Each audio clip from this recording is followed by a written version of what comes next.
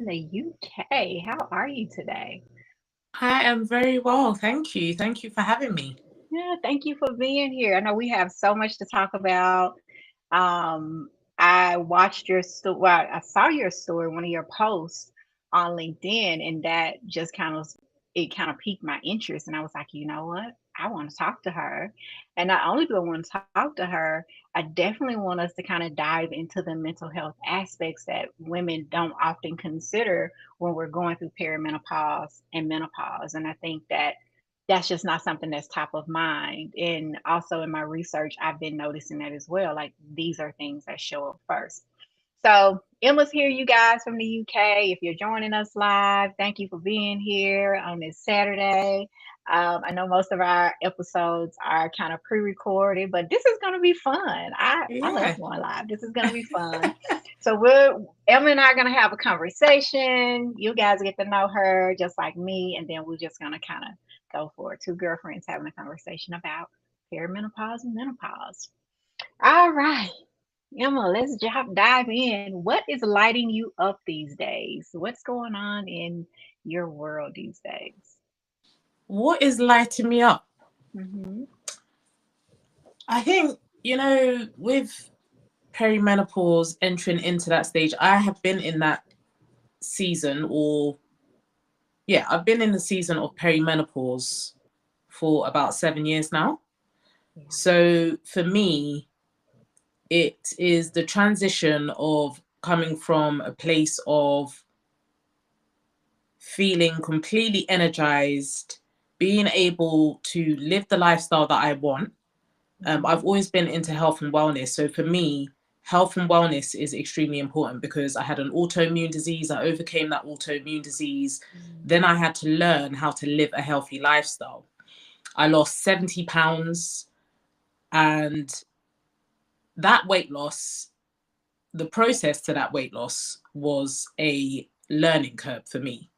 And so entering into perimenopause now is another learning curve because it's a different stage.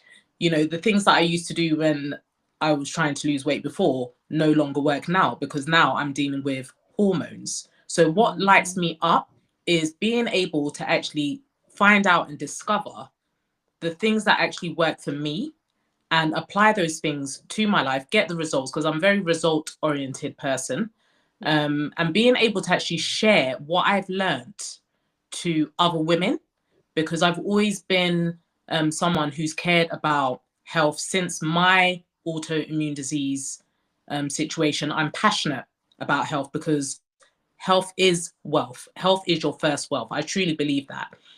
If you don't have your health, that's not to say people who have illness are not able to accomplish extraordinary things. There are people who have been able to accomplish extraordinary things. However, I believe they could do even more with their full health. So, Yeah. yeah, what lights me up is health and really just overcoming the obstacles to realizing your full potential health wise.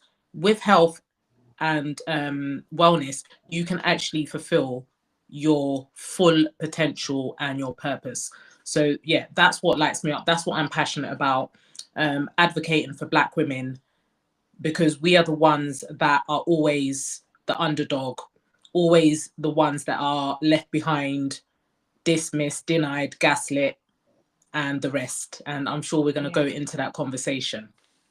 Yes, we are definitely going to dive into that conversation because trust me, I understand what it's like to be, dismissed, even laughed at. I talk about my story with talking to a doctor when I turned about 43 and I was asking about perimenopause and he laughed in my face. And so it's like, are you kidding me right now? But we'll definitely dive into that. And I love that these are things that's lighting you up in terms of just health. Um, let's go a little bit into the Relentless Boss movement. How did that come to life and what does it stand for? Thank you for that question. So, the Relentless Boss is what most people know me for. Hmm. That was born through, as I mentioned earlier, an a prognosis of take medication for life or die. So, but I, being who I am, and knowing the God that I serve and whose child I am, whose daughter I am, Jesus Christ, I knew that actually this is not my portion. What the doctor is saying about being on medication for life is not for me. Mm-hmm. And I made a decision that that wasn't going to be my portion. I was going to be completely healed from this incurable autoimmune disease. Mm-hmm. And that birthed the Relentless Boss that you see. Most people know me as the Relentless Boss, this strong, resilient, relentless Black woman who overcame this autoimmune disease, incurable autoimmune disease, built this six-figure business, built a community of women, over 10,000 plus women, helped them to reclaim their health, and really just trail a blaze for other women who have been told that this is your situation and this is what it's going to be. There's no other hope, there's no other option for you. And that was how the Relentless Boss was birthed. Really just showing women that irrespective of your current pain and situation, you can actually rise above it. You can actually develop resilience in that Mm-hmm. process to be where you want to be and to be where you should be. So yeah, that's how the Relentless Boss was born. Of course, over the years, it has seen different iterations because I believe when I first started my business, so I first started my business in 2016. And then in 2020, I registered the business.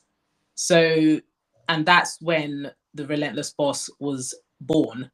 Um, at that time, I had this, like I said, this image of this strong, resilient Black woman. Mm-hmm.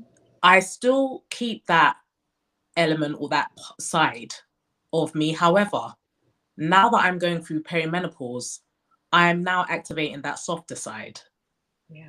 That side that I believe all Black women deserve, that softness. We deserve rest. I was all about the hustle culture and I've moved away from that.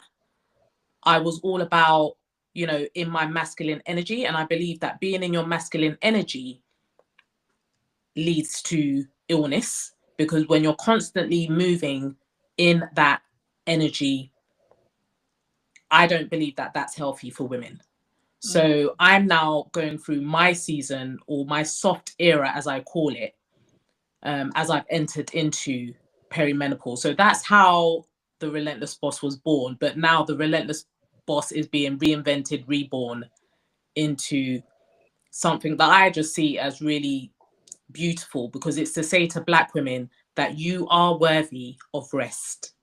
Yeah. You are worthy of softness. Yes. You are worthy to be seen, to be heard, and to effortlessly attract what belongs to you. And Yes. that's your birthright. Yes. I was about to throw my hands up because I was over here agreeing. Like everything that you said is so on point. And just even the masculine energy. I mean, that's like a whole different topic, that women we really, really need to dive into because so many of us have taken on this strong, independent woman syndrome. And then we hear the music and the songs that come on and they spell the word out, and then we just excited. And it's okay for us to have some independence and do some things and move as powerful women, but we also have to know how to kind of take that cape off and allow ourselves to be soft and allow, even if there's a man in your life or someone significant in your life, to allow them to care for us and not try to operate as in this masculine energy, as you mentioned, all of the time. And so we miss so much because we stay stuck in that. And so that's a word. That's a word. So everybody that's watching, that Absolutely. is a whole word. And it just, as you were telling the story about the Relentless Boss movement, it just kind of made me think about how you took something that was, a situation, and you turned it into something that was powerful. You turned it into a movement for women. And it started off one way, but now it's transitioning to, yes, you can still be powerful, but now you can also operate in your softness. I want to go back Absolutely. to the time when you recognized that something in your health was going on. Like, what was going on in your life when you realized something, just like something isn't right with me? Uh, what was that like in your time, that time of your life? Yeah, so as I mentioned, most people know me as the Relentless Boss, this strong, resilient Black woman. But what most people didn't know is that almost 20, well, 5 years ago in 2020, so on Christmas Day 2020, the year of the pandemic, so towards the end of that year on Christmas Day, I witnessed my neighbor die by suicide. I'm sorry And to hear just a that. few short months later, I was suicidal. And I couldn't understand why I was suicidal, why I was having suicidal ideations, why I didn't want to be here. I was waking up every single day Yeah. with thoughts of, I don't want to be here. Why am I here? Praying, the type of prayers that I was praying was, every night was, Lord, take me out of here, take me to heaven. Like I felt at that time ready to go to heaven because I just couldn't bear living anymore. I became reclusive. I couldn't get out of bed. My hygiene took a hit. I was in the valley. I was deep in the valley and I didn't know why and I didn't know how to get out of it. I turned to my community, so friends, family. They didn't understand what was going on and I was met with silence. If ever I would speak on menopause, I was met with silence. Nobody wanted to talk about menopause because in the Black communities, there is a lot of stigma around menopause. I am from a West African background. So both of my parents are from West Africa. They're from Ghana in West Africa. And in that culture, you never hear people talking about menopause. It is a taboo subject. Mm. So I never heard my grandmothers speaking on it, aunties, cousins, my mum. In fact, the first time I heard the word menopause, I was in my late teens. And so that just goes to show you how much so people do not talk about menopause in our communities. Mhm. So I turned to the doctors. I was dismissed by three doctors.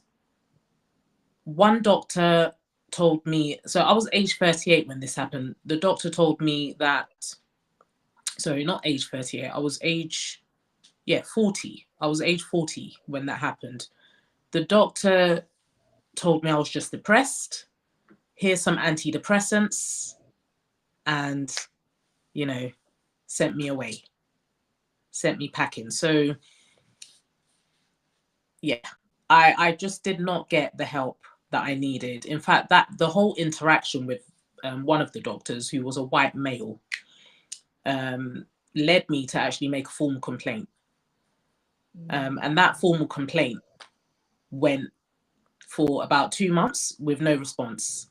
When I contacted the doctor's surgery to inquire about what happened to my complaint, I was met with, yes, we've received it, but we haven't investigated. Why haven't you investigated? No reason. So at this point, you know, I turned to God, I turned to my faith, because when it's all said and done, that's the only thing that's sure, that's the only thing that's certain. Yeah. And so I started my journey. I started my journey of really just trying to figure out what is actually going on with me. I was so depressed, so deeply depressed, that I almost got sectioned in a psychiatric hospital. So that's how, you know, far and how deep this went.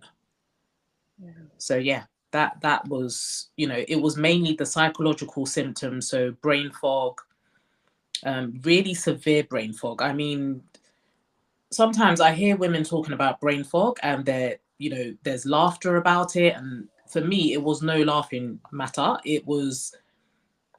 I felt like the only way I can describe it to you is it felt like someone had hijacked my brain, and it felt like someone had put like a vacuum inside my head, and they were literally trying to just suck out everything in. That's how it felt, and it just was constant. It also led to panic attacks, extreme anxiety that I have never experienced in life, and I'm not an anxious person. Yeah. I'm not an anxious person. I'm not a fearful person. In fact, anyone that knows me would say I'm actually the opposite of those things. So fearless, I'm fearless because of what I've been through in life, the resilience that I've built in life. I've had to be fearless because I've had to face my fears. So I'm not a fearful person or an anxious person, but that was my reality when perimenopause hit. So yeah, so brain fog, panic attacks, anxiety, low mood. Yeah. I did not feel like a human being, let alone a woman. I'm very girly girl. I like to dress up, hair, makeup, all of that. That all went out the window because I just couldn't see the point. I didn't recognize myself in the mirror. Yeah. Yeah. Yeah, so many women can relate to that. I know I myself can relate to those symptoms as well. And I want to go back a little bit more and just, I'm so sorry for your loss. You mentioned your neighbor. Mm. So sorry that you had that experience as someone who And actually. can I just before you go on? Yeah. So my neighbor that passed away by Mm-hmm. suicide, she was a woman in midlife. She Mm-hmm. was actually a white lady in midlife.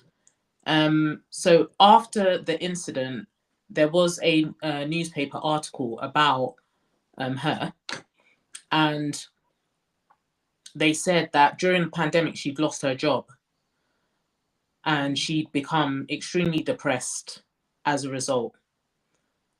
And they believe that that's what led to her taking her own life.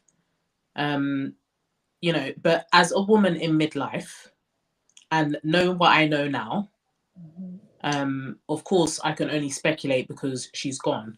Yeah.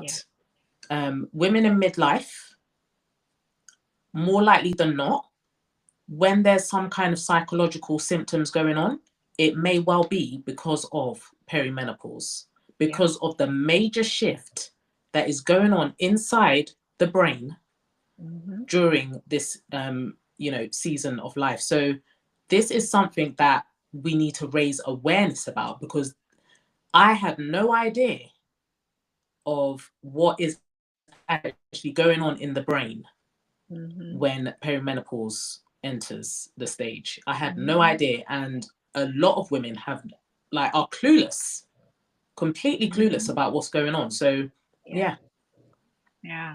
Yeah, and thank you for sharing a little bit more details on that. And also, I'm glad you're still here. You mentioned the that you thank you. probably were almost in a psychiatric facility, and I am glad that you are still here with us because the work that you're doing is so important. Um, and many of us women, we really need to hear your stories, and not just women, but also lawmakers, decision makers really need to hear more of these stories so that there can be more support that's offered to women as we go through this. We're starting to see a lot of talk now about menopause. I know over here in the US, we're starting to see more people talk about it. But one of the things I noticed is that the language is more so white centered, and it's not really addressing those of us who are in the Black and Brown communities. And so, shameless plug, I'm going to tell y'all, I'm working on solving that problem for us. And so, hopefully, that'll be rolling out Amazing. soon.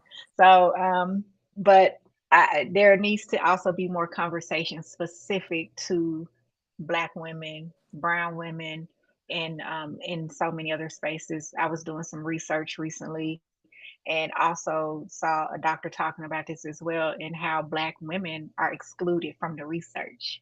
And so it's also time for us to, make some changes in that area as well, because we need to know, how is this impacting us? Because we know that we go through menopause before our white counterparts. Our symptoms are also more debilitating than our white counterparts. And so we need to see, what does that research look like for us and our people and the things that we go through.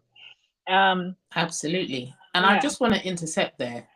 So for those who are watching live or watching the replay, there Hmm. are studies that have been done into menopause and how it affects women. So one of the major studies that was done 25 years ago was more than 25 years ago. So it was done in 1994, I believe. It's called the Swan Study. Hmm. It started in 1994 and it went on for 25 years. Now, this study followed 3,000 women. Of that 3,000 women, only 930 something were Black women. Hmm. There were over 1,000 women who were white who were followed, and then the rest other ethnic backgrounds. So my argument is, a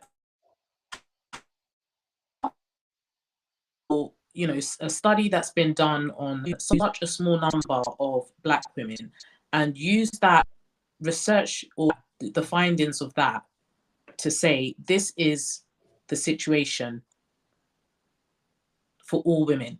Can you hear me properly? Yeah, yeah, I can hear you. Um, okay. Yeah, so this is the situation for all Black women. We know, because a lot of Black women have complained about experiencing the symptoms early as age 35, Hmm. more severe, more prolonged Hmm. symptoms, the psychological symptoms that I've mentioned, and the vasomotor symptoms, which are the hot flushes, night sweats. Those are experienced in a more severe way by Black women. But we need more inclusive research Yes. so that the research is more accurate Yes. and it's actually Black woman centered. Because at the moment, exactly what you've just said, all the information that's out there right now, because menopause is trending, it's white woman centered. And, I just need to just make it clear on this podcast that, I am not a racist. I am not being excluding white women or any other ethnicity. Um, I think Black women, advocating for Black women in menopause is actually inclusive, because Hmm. we want equity. We Yeah. want fairness. We want to be included in the research so that we can have a better understanding as to what is actually happening in our bodies and in our minds during this menopause transition. And I think it's only fair that we're included in the research, Yes. especially knowing what we know now, that many Black women are being impacted adversely Yeah. because of menopause. There was a study that was done, so I'll just share this real quick. There was a study that was done that shown, I don't know if it was the Swan study, so don't quote me on it, but there is a study that was done that I've read, because I've read so many different things. I've done so much research because of Hmm.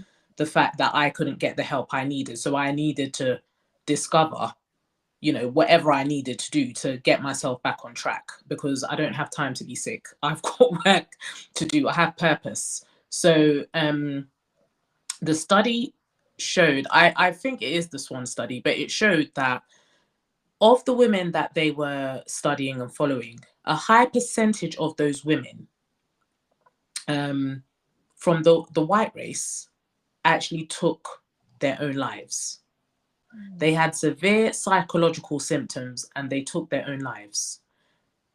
But the thing is, the Black women who were also studied alongside those same white women were going through more severe symptoms starting earlier, experiencing it for longer, but did not take their lives.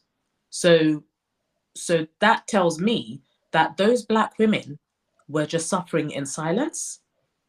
They were bearing that pain. And to me, that's not acceptable.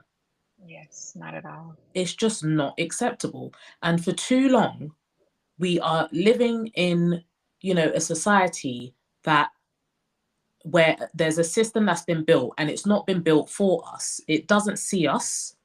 It doesn't hear us. It doesn't acknowledge us. It doesn't acknowledge our humanity. It doesn't acknowledge our pain. And enough is enough. Yeah. We as I always say this quote because I shared it on one of my LinkedIn posts of a US lady, one of your historical figures. She was an activist called Fannie Lou Hamer. And her womb was removed without her permission, without her consent. She went in for a procedure thinking, I'm going in for this procedure because I'm not well and I'm going in for this procedure. They removed her womb without her consent. And she said, we are sick and tired of being sick and tired. Yes. And yeah, we are sick and tired of We being are. sick and tired. We are. We can no longer be excluded from these conversations and also Absolutely. from the research. And we have to know what's out here. We have to know how to care for ourselves. And what the research shows, just kind of like what you did when you were trying to find answers. You had to go through and do all of this research. I read the Swan study, so I know exactly what you're talking about. And there has to be more things for us, outside of, white women. And again, this is not a dig on, white women for those of you who may be watching the replay or watching now. It's not a dig at all. It's just that there's always research out there for you. There's always spaces out there for you. And now it's time for us to shift the narrative a little bit. It's like we're here. Absolutely. We're going through this too. We can relate to you. However, we also have to relate to one another because of the experiences that we have. Ours is just a little bit differently from what you all are going through. And it's not taken away from your experience. It's how do we look at the Black women's experience as well. And so, and add that to the conversation. So that's definitely something that we need more of. And I know that more companies, I think it's Bill Gates now who's kind of contributing more money to women's research. However, I'm hoping that it's a inclusive research. And so we'll see how that goes. We'll see how that goes. I'm hoping it's Oh boy. inclusive. Let's not even go there. Let's not even go there. Honestly, like, yeah. sis, look, this is what I truly believe is that we must be our own advocates. Yes. We know our own bodies. We know what's going on with us. We know what's going wrong with us. We have to advocate for ourselves. And as Black women, what I see a lot of Black women doing is not being intentional about your health. Yeah. Being lazy. Let's be clear. This is actually what is going on. We have the highest rates of obesity, of metabolic illness, cancers, heart disease, diabetes.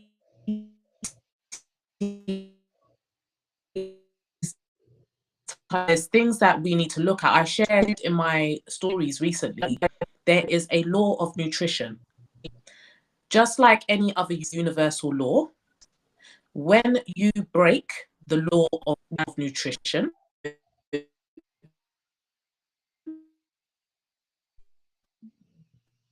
receive the benefits.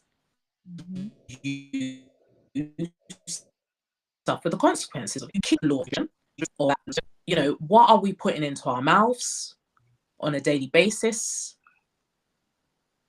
Are we really working on our physical mastery, all these factors. And you know, let's not even start with talking about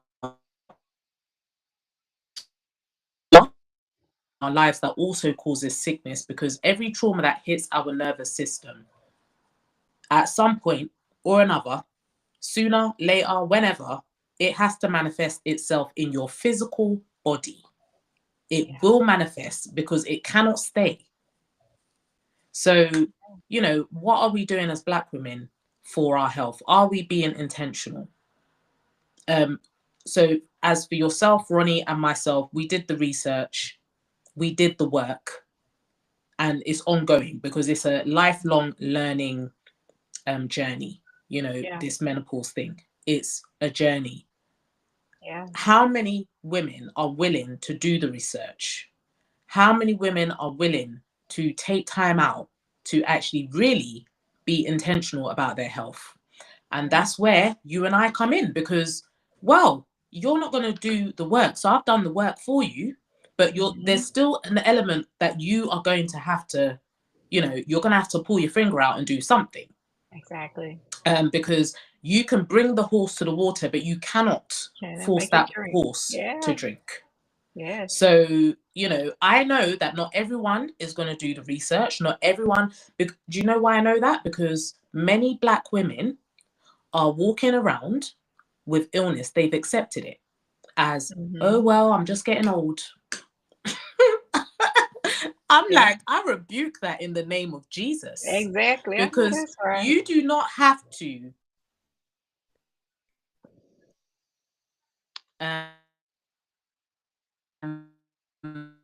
see illness unless you are not being intentional. That, don't get me wrong, look, I'm a strong believer in prevention is better than cure. There are some things that's completely out of our control. But the things that are guaranteed are in our control, like what we put in our mouths, our physical activity. I don't know if you can hear me because it looks like it's Yeah, yeah. You were buffering. lagging for a little bit, but I hear you. Okay. So, yeah, so that's where we come in. So that everything that I have studied in the past 7 years in regards to menopause, I put that in the menopause, the menopause well blueprint. And that's what I teach my ladies. I have like one-on-one sessions and group sessions with women in the community and also in corporate spaces, teaching them how to menopause well. And it's with a holistic approach, looking at nutrition, looking at physical activity, looking at mindset. All these things, I believe, contribute to whether or not we are going to actually thrive through the menopause transition. Every day now, I see women who are older women who have walking sticks or who are in wheelchairs. And I often wonder, you know, could it well be that this lady is in this predicament because of menopause? Because menopause can cause an array of different health issues because of the reduction in estradiol, in estrogen. You know, women don't understand that actually that sex hormone, when it starts going down, it has a knock-on effect on every system in the body. We have estrogen receptors throughout our bodies, in our brains. Yeah. So when estrogen starts going down, a major shift is happening within the body. So that's where osteoporosis now is a risk. Yeah. And for Black women, we are at greater risk of developing osteoporosis later on in life. So that's a bone disease. Yeah. High blood pressure. I mean, sorry, not high blood pressure High is one blood of the pressure metabolic, is but heart disease heart disease. Yeah. and dementia. We are at higher risk of developing those as a result of menopause. So something needs to be done in terms of education for Black women to understand that it is possible to prevent these things from happening. At the moment, because we don't have inclusive research, we can't say we don't know the reason why the risk factors for us is higher. Yeah. But we do know that there are some things that are in our control that we can do to help the situation. So yeah, I mean, estrogen reducing also affects the amount of, it affects every other hormone. When estrogen starts, progesterone is like the big sister to estrogen. So when progesterone starts going down, estrogen gets out of control. Progesterone keeps estrogen in check. So when progesterone starts going down, estrogen is out of whack, and that affects every other hormone in the body. Yeah. So imagine cortisol, the stress hormone, and the hunger hormone, ghrelin. All these hormones start going out of control. Hence why significant belly fat gain, significant weight gain. Why can't I shift this anymore? Why is it that what I was doing before to lose weight is no longer working? Because now you've got your hormones. Your Hormones are are taking the over. major. Yeah. Yeah. So And these are so all they the things, take that I'm trying over. to educate women on. Yeah. Yeah. Yeah. And I appreciate you educating women on, because I think there are so many women that only ask the question, how long, when does it stop? And so I'm like, you're in this, it's different for everyone. And so it's also the education of, there's a post-menopausal time period as well, that we also have to spend some time talking to women about it too. And so I try to tell them, like, yeah, there are these different stages, but it's different for everyone. But then you have to remember, there's a post, and they're like, a post. Yes, there's a post-menopausal phase that you have to go through, and it's ongoing. And so what works for somebody in their 60s, or somebody in their 60s may be experiencing this, you may be in your 40s or 50s, you may not be experiencing that. It's different. Every woman is different. So we can't necessarily say, when does it end? All we can say is, based on research, the average age to enter into perimenopause is about this, based on research. But we also know that their research is older. It's not as up to date as it should be. And again, it's not inclusive the way that it should be. So we Right. need to look at that a little bit. What's the average age for Black women? What are the symptoms that Black women are experiencing, down from every piece, including the mental health aspect that is not often talked about. And so that's something that I definitely want to tie more even into my work, is we got to address the mental health aspect of this, because that shows up sometimes before the high flash. A lot of women look for the high flashes and the night sweats, but there are so many other symptoms out there that we really need to be privy to. And so just continuing to educate women on this is so important, especially in our community.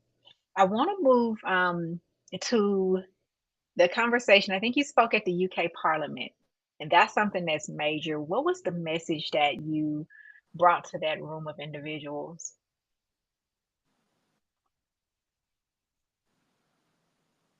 Oh, can you hear me?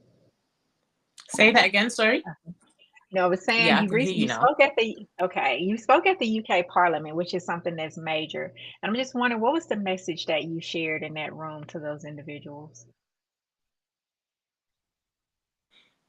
So recently, a couple of months ago, I spoke at the House of Commons, Hmm. which is, yes, the UK government house. So a bit like the White House for you guys. Hmm. And the event was the launch of an initiative called What Women Want. It was founded by a pioneering public relations called Lynn Franks, who is UK based. And she started this initiative over 25 years ago, and she relaunched it this year. And it's called What Women Want. Now, I just want to give you guys some context as to how major that situation was, because there was 100 women in the room, and I'm talking about movers and shakers in their industries, change makers in their industries, in from not just from the UK but internationally as well. There was 100 women in the room. Of that 100 women, there was only 5 Black women, including myself, in that room. And of the speakers who spoke, I was the only Black woman who spoke in the room. And I spoke on the fact that what we want as Black women, because I'm unapologetic about what I stand for, the advocacy that and who I'm here for. I'm here to advocate for Black women in menopause, and that's what I stood in front of in this room to say, is that what we want is to have inclusive research for Black women so that we can understand what is actually going on with us during menopause, so that we can better know how best to approach this transition. We also want to break the medical disparities that are going on where Black women are being dismissed, misdiagnosed, gaslit, our pain is being denied, we are being pushed to the side, and we are being forced to suffer in silence, which is completely unfair. And something needs to be done about it. And then finally, we want to break the stigma on talking about menopause in the Black communities.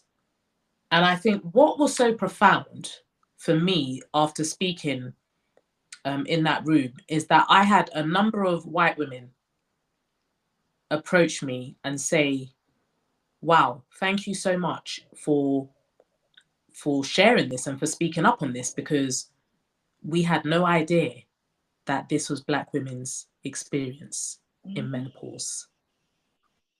And so this is an opportunity for us not only to educate ourselves, but to also educate others so that they can have understanding and awareness about, how menopause affects Black women. And off of the back of that event in the House of Commons, I'm actually the ambassador for an organization or a network called the National Black Women's Network. We have thousands of women in that network. It was actually founded by one of my mentors, an amazing lady by the name of Sonia Brown, MBE. She's an award-winning entrepreneur here in the UK. And the National Black Women's Network really is there to serve Black, Asian, and minority ethnic communities to help in all spheres, whether that be health and wellness, whether, whatever the area is, it's really there to serve our communities, to help us to thrive in all spheres of life. So, professional life and otherwise. So the National Black Women's Network now is really working. I'm really working very closely with Sonia to raise awareness on what is really going on with Black women when it comes to menopause, and really open up the conversations, these very necessary conversations that need to be had around our stories, us actually sharing our stories, because we don't share our stories. As I mentioned earlier, my grandmothers never shared their story of menopause. I don't know what their stories were. My mum didn't share her story about her menopause experience.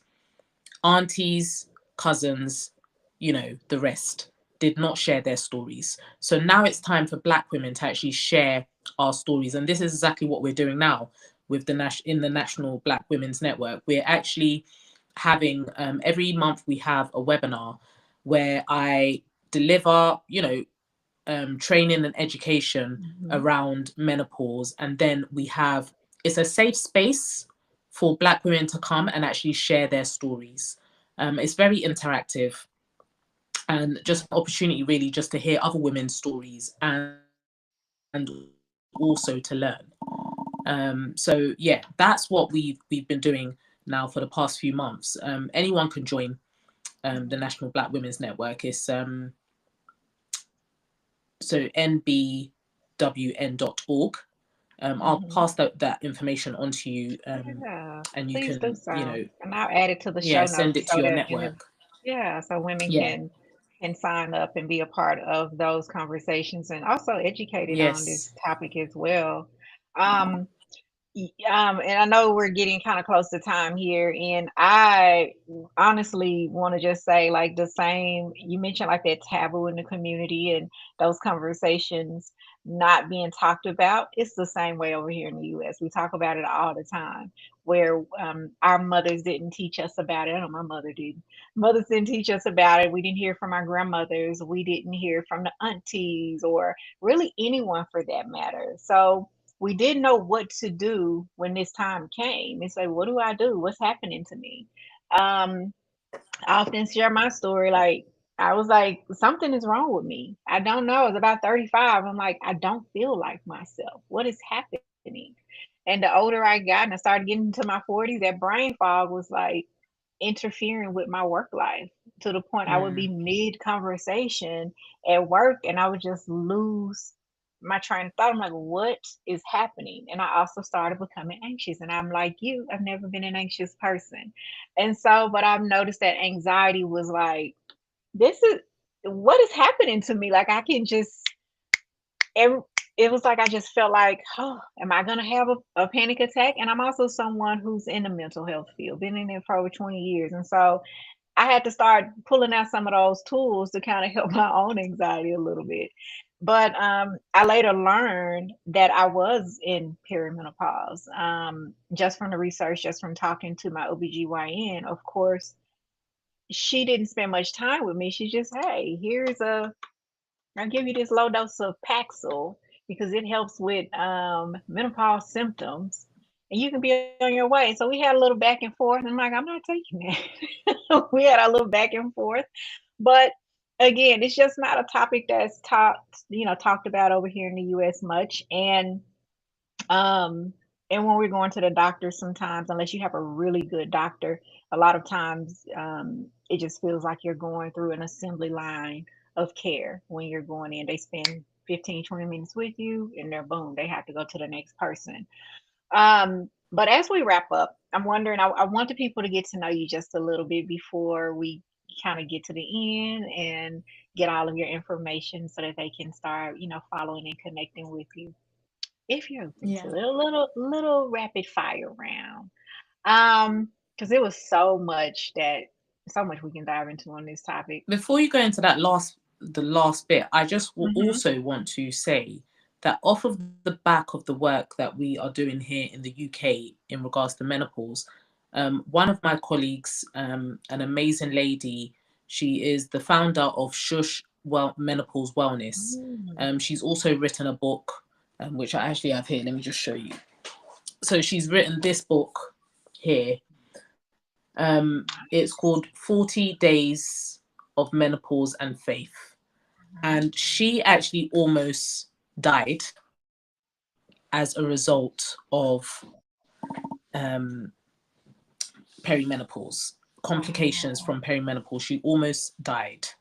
So she is so passionate about this cause that Yeah. she's launched a survey here in the UK with the view of having that survey turned into a white paper, which is, so for those who don't know what white paper is, Mm-hmm. it's actually a government policy document, which would go a long way to changing Yeah. policy Yeah. for us, Black women in menopause.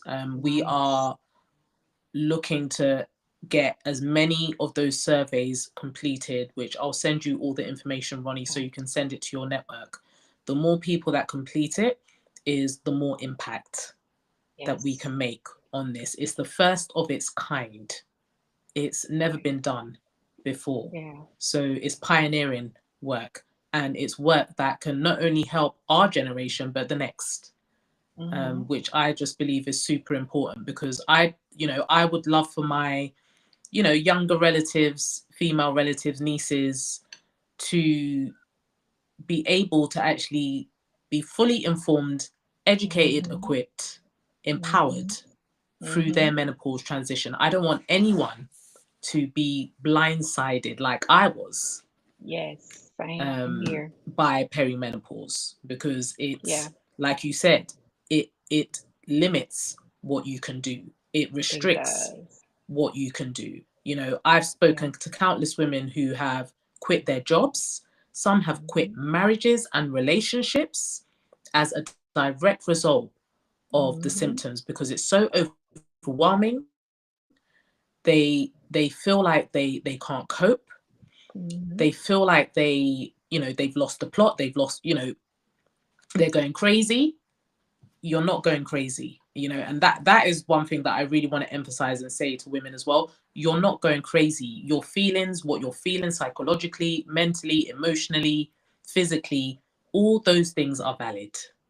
Yes, they are And definitely that's what valid. the message that we want to give to all black women that who are in midlife, that you're Mhm. not going crazy. Your feelings are valid, and Mhm. you deserve the care. You Yeah, deserve the care. We deserve, black women deserve more. We deserve better, we and that's deserve what we're better. fighting for. And that's what we're Yeah. fighting for. And I love it. And I cannot wait to continue this fight with you. And also, please share, the link to the survey. And if there's anything that, we can do on this side of the world, we are definitely, listen, I'll definitely share with my community. And that's something that I also, Thank place you. in the show notes and also in my emails and things, because the more information we have, I think it's going to help us in the long run. Like you, I don't want another woman to go through this stage of life. I think about my nieces, and I don't want them to get here and they're like, "What's happening to me?" And I have quite a few of them. I don't want them to say, "Oh my God, what's going on with me?" And so yes, and I also think the earlier that we start educating young women, even in their 20s and in their teen years, like these are the phases of life, so that we can just start planting those seeds and that information now, so that they're aware. If they're, let's say a 15, 16-year-old or 18-year-old girl, and her mom might be going through it, and mom may not know, but that daughter may know because she's been educated on, say, hey mom, have you thought that maybe it's, you might be going through perimenopause or menopause? And so, but I Right. think the earlier we start, educating women and young girls on this, I think Absolutely. it's going to Yeah. change the game in the long run. Yeah. It's necessary. It's necessary for education to start younger. Yeah. I've got a 12-year-old niece who's told me she's been taught in her school about the LGBTQ community, and I'm like, excuse me, you're teaching my 12-year-old niece about the LGBT community. She is not part of the LGBT Yeah. community, but she does need to know about menopause. But you're not making that priority because you've got an agenda as to what you want to push on our young people. Yeah. And, these are the type of things that we need to be raising up our voices about, and we need to be speaking up on, because too many women are suffering because that education is not there, and because it's Yeah. not at the forefront of the agenda. It's not a priority. It's not made a priority when it should be made a priority, because 51% of the population, if you are blessed enough to live long enough, you are, as a woman, a You biological will woman, go you through are this. going to experience menopause. Yes, So you that sure needs to will. be at the forefront. If it was men going through menopause, it would be at the Oh, forefront. it would definitely They be at would the find a forefront. cure for every symptom. Yes. They'll have a So, yeah, pill, all types of research. The research will be so inclusive. I'm telling you, if it's them, absolutely. But when it's women, no, right. no. So yeah, listen. We got more work to do together, and I want to thank you for being here today. But before we wrap up, I want to do this with you, just a little fun activity, real quick.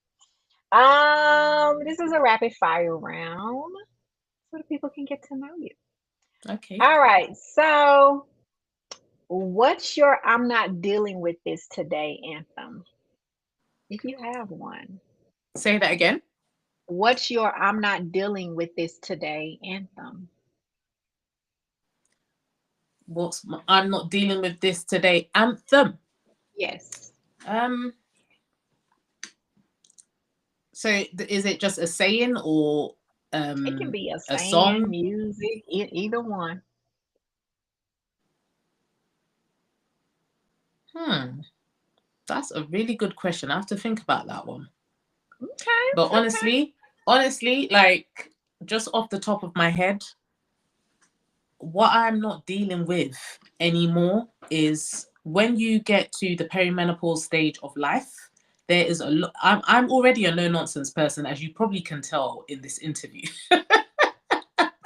But trust and believe, since I've entered into perimenopause, my tolerance level Oh yes, for foolishness, for nonsense, like I'm telling you, that has it's it's gone out the gone. window.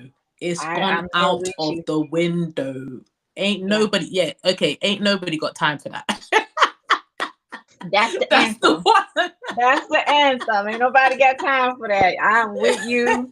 It is gone out the window. Gone over there with that. Don't come And over as here. somebody else did another one, a caption the other day, which I just love, and it says, "The older I get, no." Yes. I share that one Period. often with people. No, period. And it is a complete sentence. So, yes. All right. When you are going through a hot flash, what is your go-to tea, wine, or a mocktail?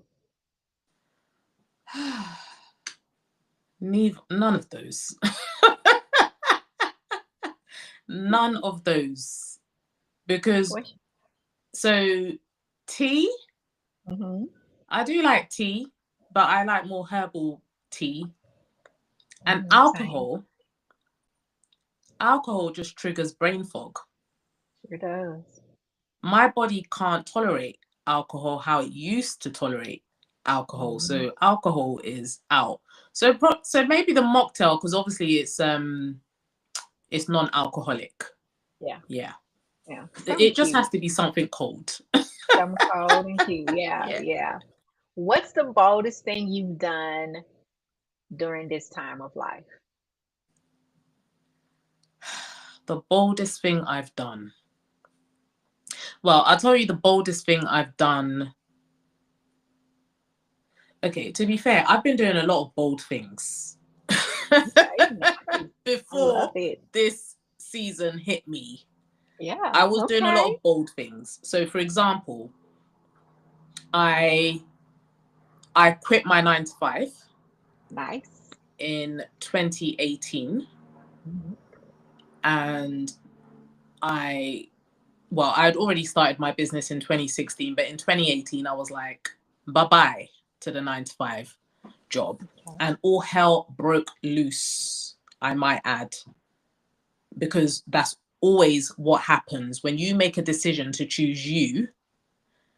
Or everything that can be possibly thrown at you is going to be thrown at you to see if you're actually really serious about the Mm-hmm. decision that you've made. Yes.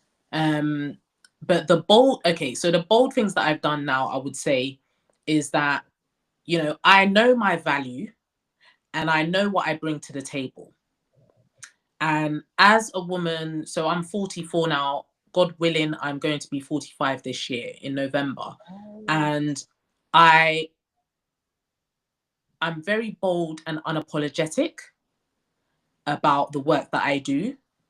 And anyone approaching me, like organizations, because I had this conversation with one of my friends, my mm-hmm. old school friends, but she's also an entrepreneur, and she does work with youth. So she works with youth, and she was sharing how, because part of her work is charity work, and then she's got the entrepreneurial side of it as well.